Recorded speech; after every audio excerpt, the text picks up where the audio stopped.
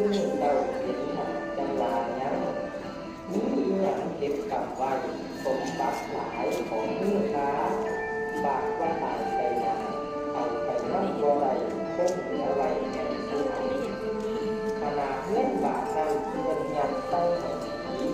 บาทนั้นนี้ต้นหาเที่ยเอามาเก็บไว้เข้าดูในไปลาในเรื่องบุญเอาไว้เถิงมาลงขุมขาบายทอด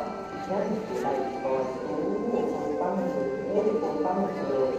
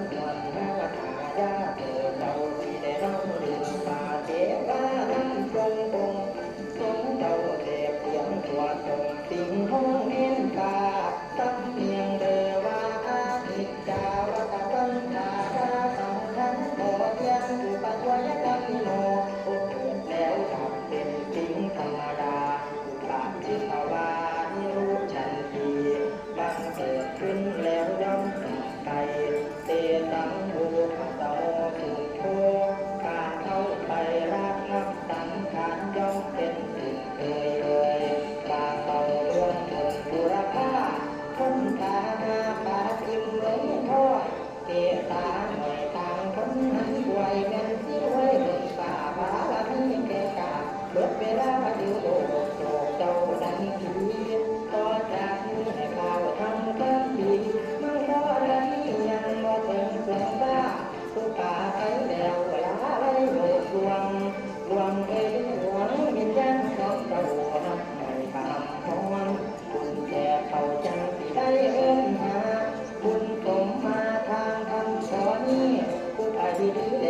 คนเป็นต้องต่อขอวิญญาณของเจ้าให้ไปนั่งอยู่ป่าสถาทำแต่งอยู่